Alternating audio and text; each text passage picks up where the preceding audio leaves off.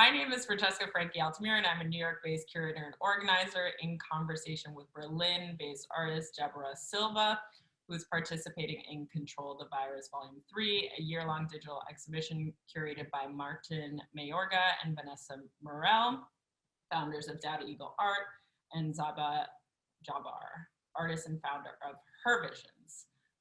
Thanks so much for taking the time to speak with me.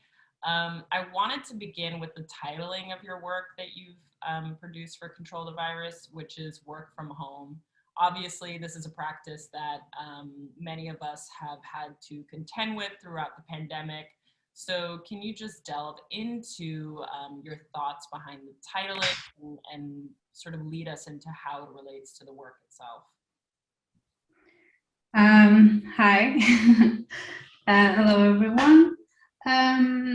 My work came from, I am actually the last artist of the group. So I literally had 1 year to process it and doing with time. And I don't know, I was just like heavily inspired by what I was going through, I guess what everyone was going through. So I just modeled as I, just like model as I go. And I just spent like a few months just doing it with a lot of care and attention to detail. And every room, it just, like I model one room every 2 months probably, or every month I pull out like a new room, and it's just it's just like, I don't know, very self-explanatory, I guess. And it just says a lot about me and what I was going through.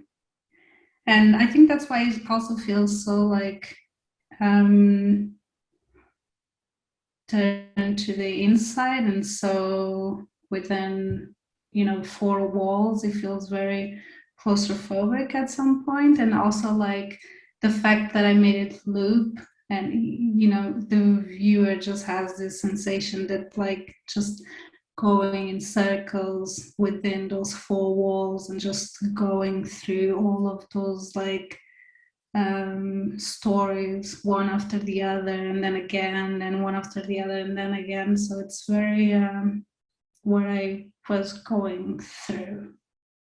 If that makes sense. Yeah, that definitely makes sense.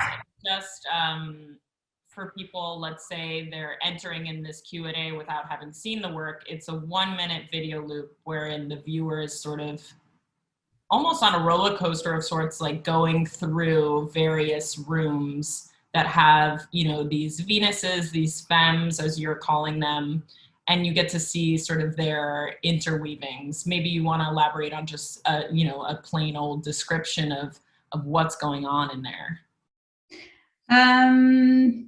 Well, there is like several scenes, but everything is revolves around femininity, I would say. And there is a lot of things, I don't know, like there is, for example, one room that is very close to me, which is, I don't know, the act of just,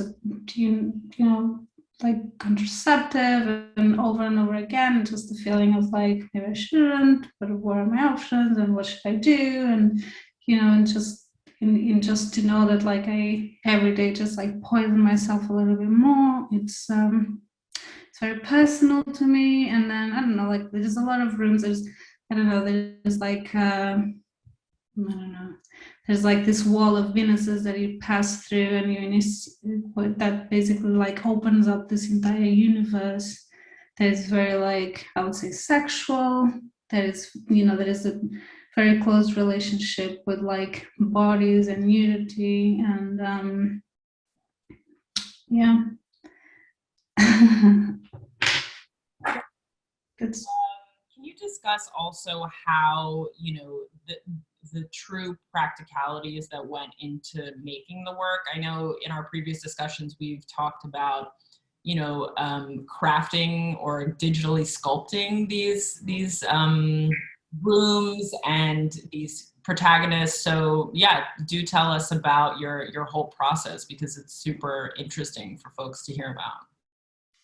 So basically, I actually started modeling when I was studying.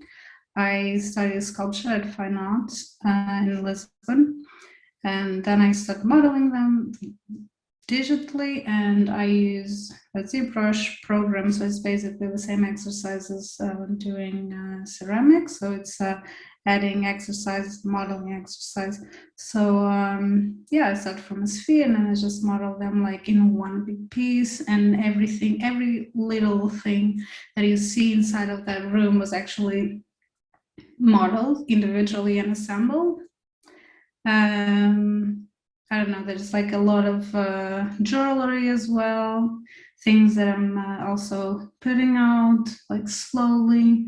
One of them is actually going to be part of the merch at Daytable. 3 of my pieces will be available, which are the visage ones, which are this little face that was also digitally modeled and then it was 3D printed. And this is something that I'm very interested in right now, which is bridging the two realities, the digital one and the real realm. So I'm doing it through 3D printing at the moment. It's something that I'm really insisting on, but previously I used VR and AR, but I felt that like the digital aspects of my sculptures were being lost a little bit.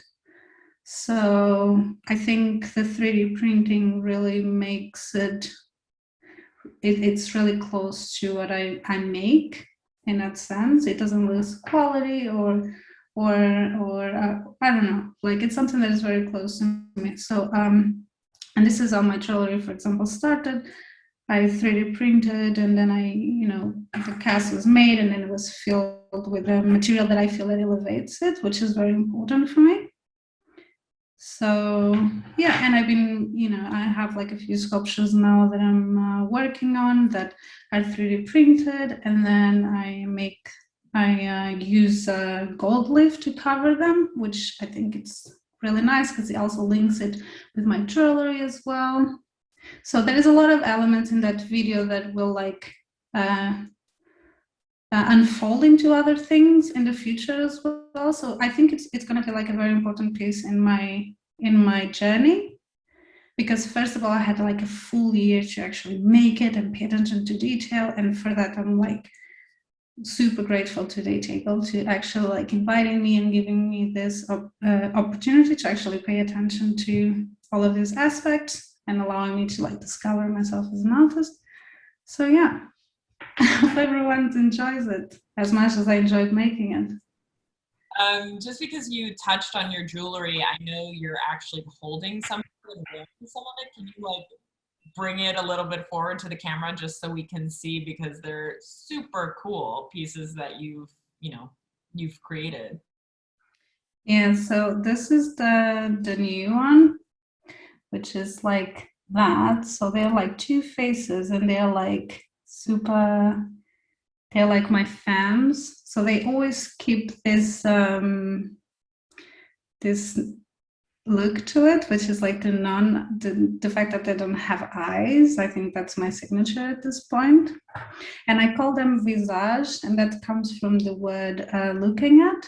And I just thought about like some kind of goddess that stands next to you and goes through the day and just kind of like a pagan kind of situation, like someone that just stands with you, like your fams that help you go through the day. And the next piece is also coming, which I'm very excited for, but I will leave it for later. Leave it as a little mystery. I'm actually curious to know, and this could be sort of a final question for you, is like, how do you see the work? Because the more I talk to you, the more I get a sense of how important sculpture is, and sort of making, obviously in the physical realm with the jewelry, and like, I think you told me ceramics, but also, in the digital realm where you're actually sort of making each element of the work, in in a program, and then you're sort of combining them all. So yeah, do you see this work as more of a digital sculpture? Because, you know, it's a video in essence, but it's sort of heightened. Yeah, I mean, like, that is one thing. I have so many people that already asked me, like, why don't you animate your femmes? And I was like, zero chance that I'm gonna do it, because I want to keep them as sculptures. It's not like they cannot be, but if I give them that animation, I don't know, thinking, it's just not gonna be a sculpture anymore. Like I'm really passionate about like sculpture, and I'm really passionate about what I do. So I'm quite rigid in that sense, and I do claim them as digital sculptures. And it's very important for me to follow my instincts. And I really want, like, in the future, to be able to explore more of what it means to be a digital sculptress. And I really want to take it further, even if it's like, I don't know, like, if making video is for me. Like, I feel that I really need to push it in another direction. And I think the next step for me will really be the 3D printing, and actually making it into objects, because the fact that I'm holding my jewelry, and every time I see someone wearing my jewelry, or someone buys it and send me photos, and I see them, I perceive them as jewelry because of the size, but I look at it as like the most incredible, beautiful sculptures I've ever seen. Like, this is how much I love what I do. Like, and I love to see people liking what I do. And I love this aspect that they can wear it, but I would like to also, like, be able to scale it up. And I will eventually. But I really like to, to say that, like, I am a sculptress, I am a digital sculptress, and this is what I do. I will never animate anything. Don't throw money at me, I won't accept it. I love to hear that. Your passion is truly heard. And yeah, we need sculptresses making things. So it's been a pleasure speaking to you. Perhaps if you want to say any final comments, go for it. But it's been really great to learn about your practice. I think that's it. It was a great pleasure to work with everyone that is involved in this project, and check my work. I hope you like it. Check everyone's work. There's a lot of good people working on this, and and thank you, everyone.